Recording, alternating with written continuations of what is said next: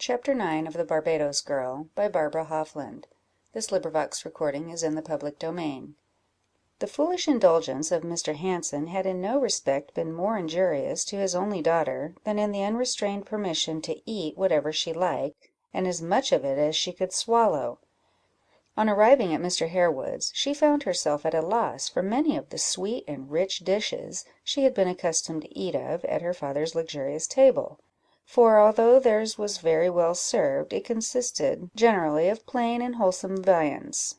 Under these circumstances, Matilda made what she considered very poor dinners, and she endeavoured to supply her loss by procuring sweet things and trash through the medium of Zebby, who in this particular was more liable to mislead her than any other person, because she knew to what she had been used, having frequently waited upon her when the little gormandizer had eaten the whole of any delicacy which happened to be provided for the company. Mrs. Harewood took great pains to correct this evil, especially on Ellen's account; for as Matilda was not covetous, she was ever ready to share with her only companion the raisins and almonds, figs, gingerbread, biscuits, or comfits, which she was continually munching; and this Mrs. Harewood had a particular objection to, not only because it is bad for the health, and lays the foundation for innumerable evils in the constitution, but because it renders young people hateful in their appearance, since nothing can be more unladylike or disagreeable than the circumstance of being called to speak when the mouth is full, or displaying the greediness of their appetite by cramming between meals, stealing out of a room to fill the mouth in the passage, or silently moving the jaws about, and being obliged to blush with shame when caught in such disgraceful tricks. In order to guard against this habit, Mrs. Harewood positively forbade her servants from bringing any thing of the kind into the house; but poor Zebby, from habit, still obeyed her young missy, and besides, she had no idea that the enjoyments of fortune were good for any thing else than to pamper the appetite; so that it was a long time before she could be brought to desist from so pernicious a practice. As, however, the mind of Matilda strengthened, and she began to employ herself diligently in those new branches of education now imparted to her, she insensibly became weaned from this bad practice, and at length, inspired with a sincere desire to imitate her young friends, she broke herself entirely from this disgusting habit, and willingly adopted in every thing the simple wholesome fare partaken by her young friends. It was undoubtedly owing to this temperance that she preserved her health, and even enjoyed it more than ever, notwithstanding the change of climate. But, alas! the good sense, resolution, and forbearance she thus acted with, was not followed by the humble companion of her voyage. The change Zebby experienced in Mr. Harewood's comfortable kitchen, from the simple food to which, as a slave, she had been accustomed in the West Indies, was still greater, though in an exactly contrary line, than that of her young lady. Zebby soon learned to eat of the good roast and boiled she sat down to, and exchanged the simple beverage of water for porter and beer, in consequence of which she became much disordered in her health. And when Mrs. Harewood prescribed a little necessary physic, as her mild persuasions were enforced by no threat, and the prescription appeared to the unenlightened negro a kind of punishment she had no inclination to endure, there was no getting her to swallow the bitter but salutary potion. Zebby had been a long time feverish and subject to headaches when the circumstance mentioned in the last chapter took place, which so exhilarated her spirits, that she declared she would be the first person who should use the new mangle which her pretty missy givey poor Sally.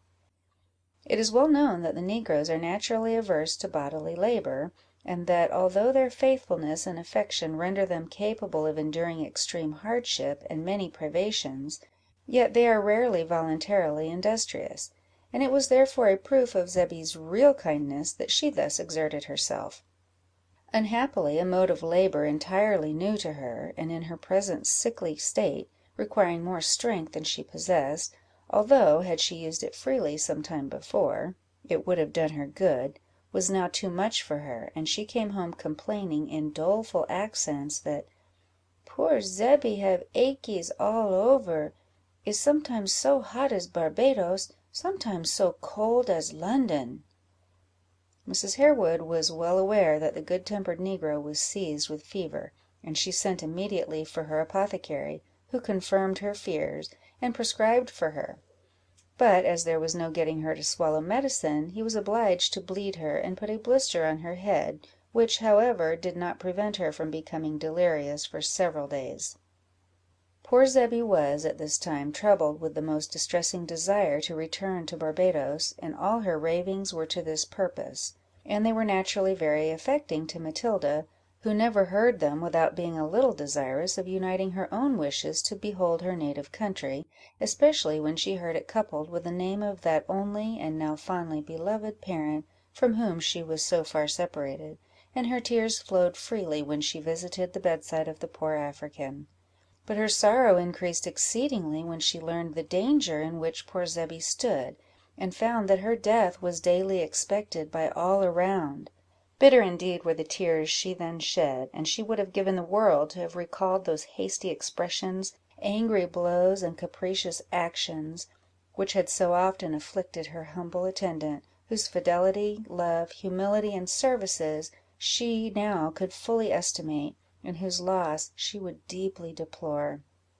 Mrs. Harewood endeavoured to comfort her under this affliction, by leading her to view the consolations which religion offers to the afflicted in general, and she explained the nature of that beneficent dispensation whereby the learned and the ignorant, the poor and the rich, the slave and his master, are alike brought to receive salvation as the free gift of God, through the mediation of our merciful Redeemer;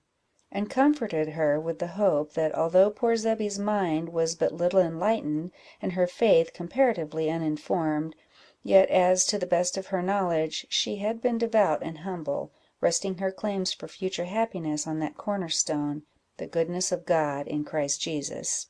So there was no reason to fear that she would not leave this world for a far better, for a house not made with hands, eternal in the heavens. Matilda's mind was deeply impressed with this holy and happy consolation, but yet she could not help lamenting her own loss, in one whom she no longer considered her slave, and little better than a beast of burden, but as her countrywoman, her friend, the partaker of that precious faith, by which alone the most wise, wealthy, and great can hope to inherit the kingdom of heaven; and she could not help praying for her restoration to health with all the fervour of which her heart was capable, and many a promise mingled with her prayer, that, if it pleased God to restore her, she would never treat her ill again; and these promises she likewise repeated to Mrs. Harewood and her governess. Neither of these ladies lost the opportunity thus offered, of impressing on her mind the duties which every woman, whatever may be her rank or situation in life,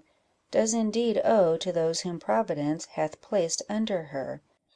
They explained in particular the necessity of forbearance in point of manners, and of consideration in her daily employments. "If," said the good mistress, "I ring the bell twice or thrice, where once would answer every purpose, provided I gave myself the trouble of considering what I really wanted,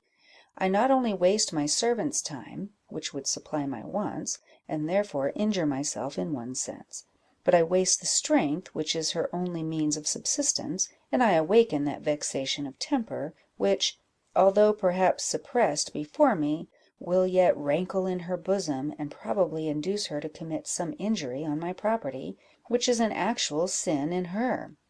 Thus my folly leads to her guilt, and the very least mischief that can accrue is her unhappiness; for who can be happy whose temper is perpetually ruffled by the cruel thoughtlessness of those who have the absolute disposal of their time,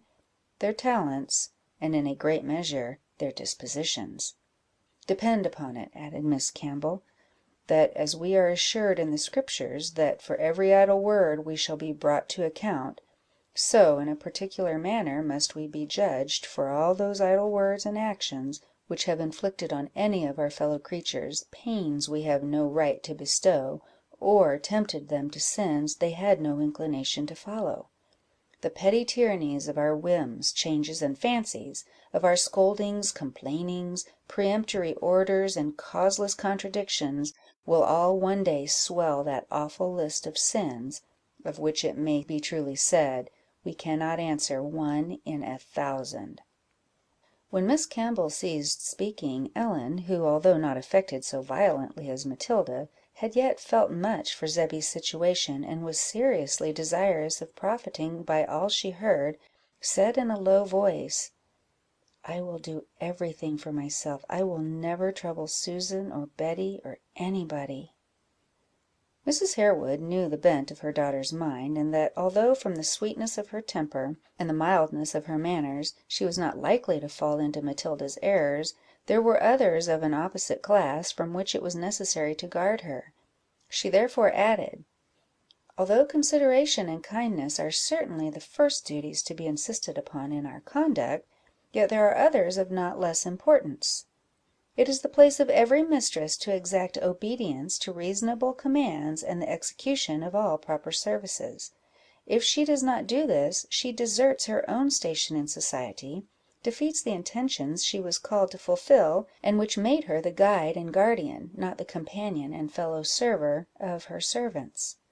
In abandoning them to their own discretion, she lays upon them a burden which, either from ignorance or habit, they are probably unequal to endure, since it is certain that many truly respectable persons in this class have been only so while they were under the controlling eye or leading mind of their superiors. Besides, all uncommon levity of manners, like all unbecoming freedom in conversation, more frequently arises from weakness or idleness in the parties, and ought to be guarded against in our conduct, as never failing to be degradatory to ourselves, and very far from beneficial to those they affect to serve. It is possible to be very friendly, yet very firm; to be gentle, yet resolute, and at once a fellow Christian and a good master to those whom Providence hath rendered our dependents." Ellen listened to this with attention, and endeavoured to understand and apply it; but both she and Matilda continued to pay the most affectionate attentions to poor Zebby, whose disorder in a few days took a more favourable turn than could have been expected, although the delirium did not immediately subside, but rather affected her general temper, which, under its influence, appeared as remarkably unpleasant and tormenting to herself and all around, as it was formerly kind and obliging. This period was indeed trying to Matilda, who was by no means sufficiently confirmed in her virtuous resolutions or good habits to endure reproaches where she merited thanks, even in a case where she was aware of deranged intellect and real affection, either of which ought to have led her to endure the wild sallies and troublesome pettishness of the suffering negro.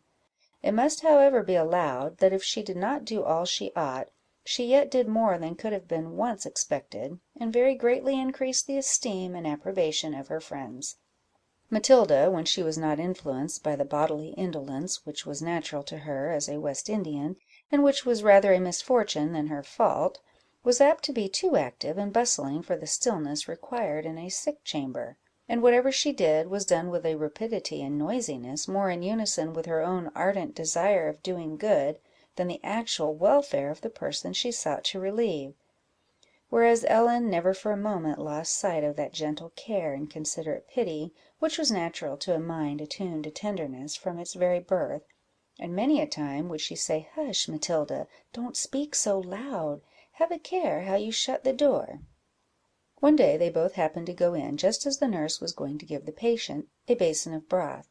"Let me give it her," said Matilda; "you know she always likes me to give her any thing." "Sometimes she does, when she knows you, but her head wanders to day sadly." "Never mind," replied Matilda, in her hurrying manner, and taking the broth from the woman in such a way that the basin shook upon the plate, on which Ellen said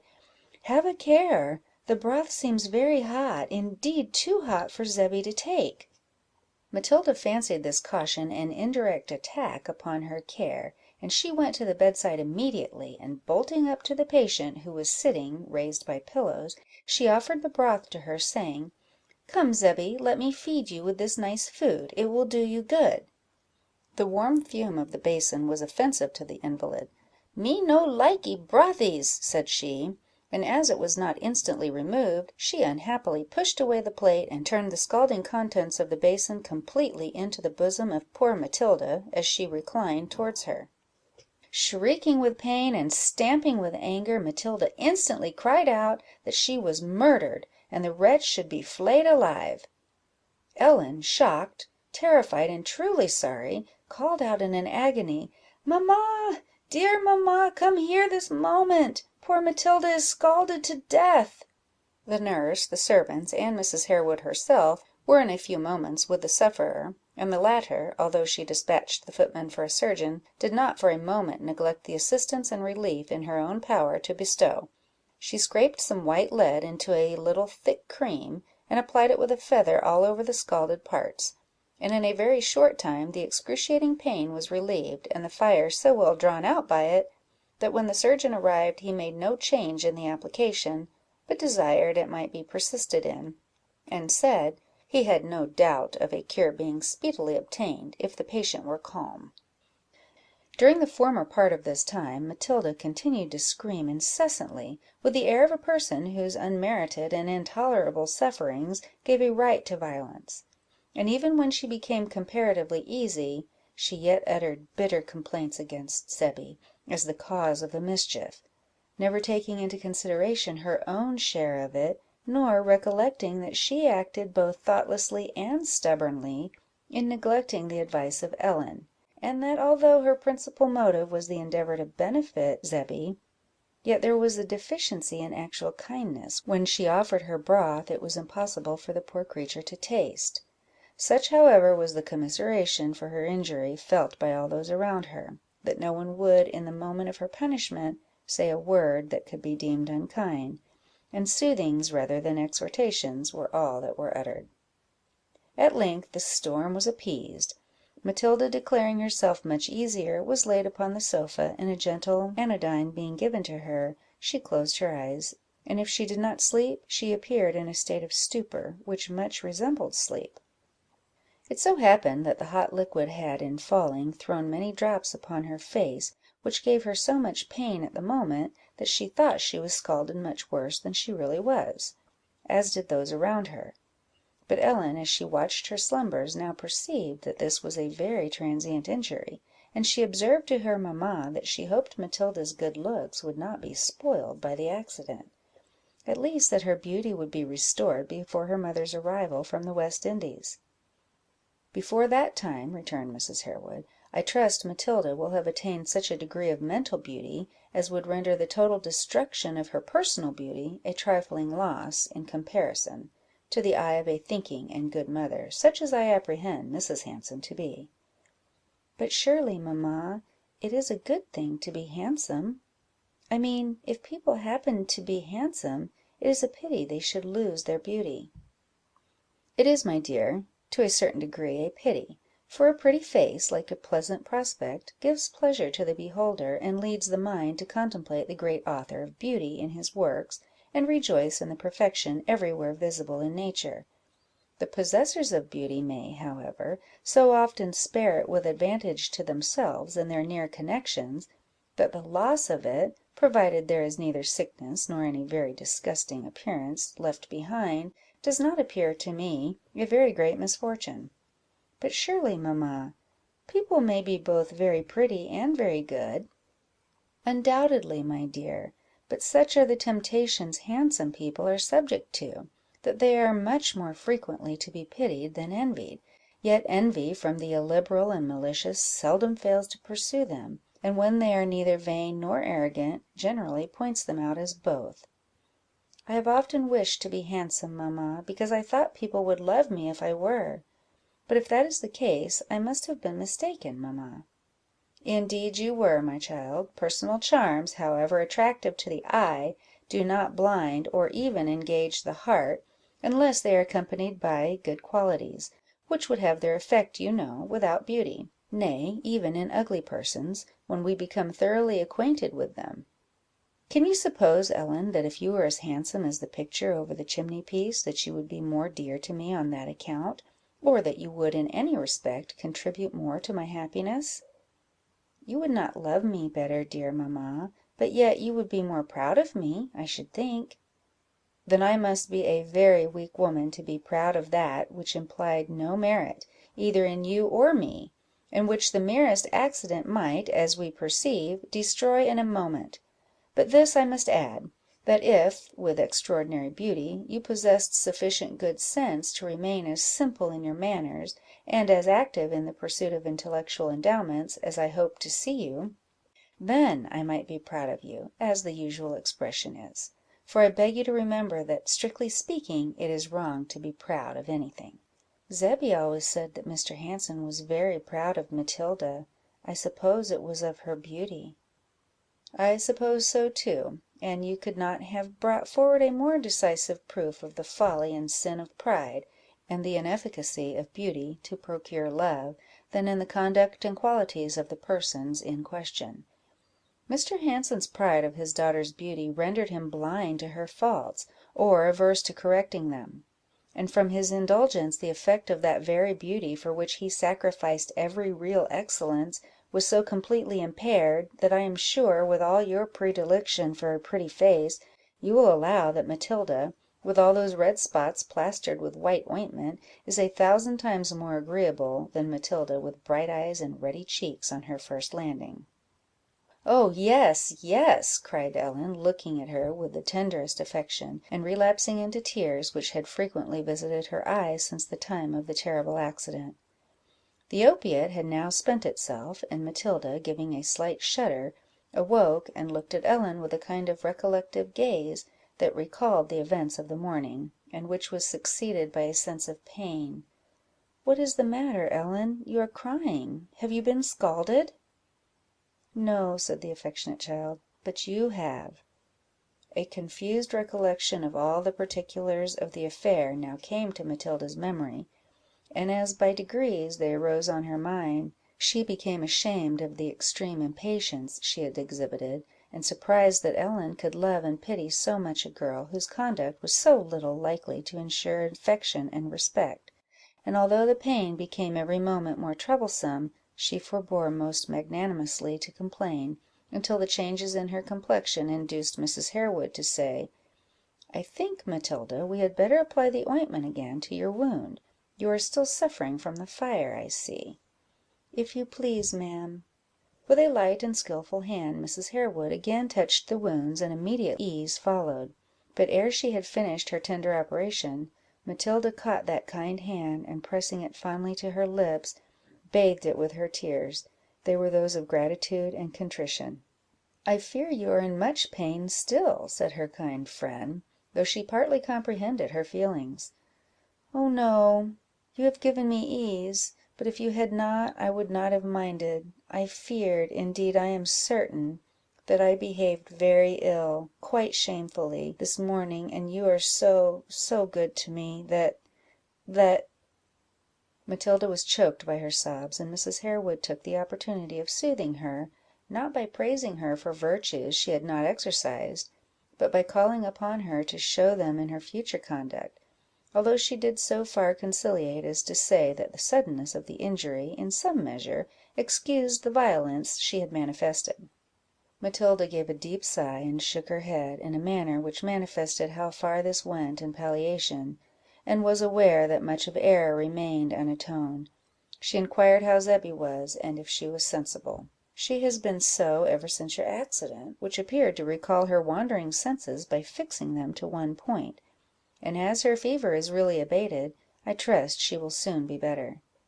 Matilda hastily sprang from the sofa, and though in doing so she necessarily greatly increased the pain under which she laboured, yet she suppressed all complaint, and hurried forward to Zebby's room, followed by Mrs. Harewood and Ellen,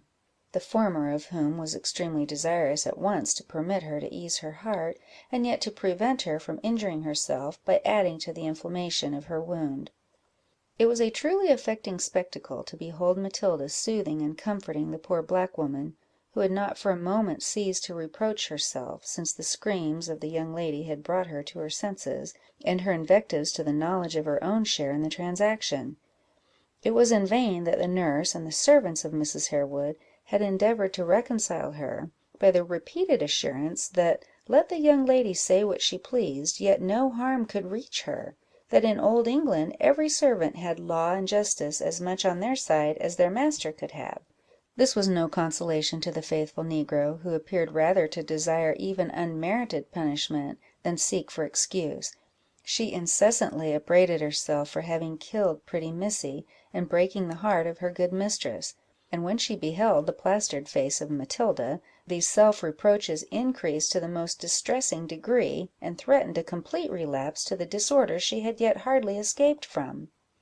"You could not help it, Zebby; it was all an accident, and ought to be chiefly attributed to my own foolishness," said Matilda. "Oh no, it was me bad and foolish, missy me naughty, same you used to be, pushy here and pushy there, in bad pets. It was all me. Breaky heart of poor missus, she come me over great seas, thinky see you all good and pretty as English lady, and den you be shocking figure, all covered with spotty. Oh deary, perhaps come fever, then you go to the death. You will be bury in dark hole, and mamma never see you again." The desponding tones of this speech went far beyond its words, and Matilda, combining with it the caution she had heard the medical gentleman make respecting fever, and the first exclamation of Ellen, that "Matilda was scalded to death," induced her to suppose that there was really danger in her case, and after repeatedly assuring Zebby of her entire forgiveness and regard, she returned to the apartment she had quitted, with a slow step, and an air of awe and solemnity, such as her friends had never witnessed before. After Matilda had lain down on the sofa some minutes, she desired Ellen to get her materials for writing, but soon found that the pain in her breast rendered it impossible for her to execute her design. "I will write for you," said Ellen. "That won't do. I wanted with my own hand to assure dear mamma that poor Zebby was not to blame, nor any body else." "My dear," said Mrs. Harewood, "we can do that by and by, when your mamma comes over."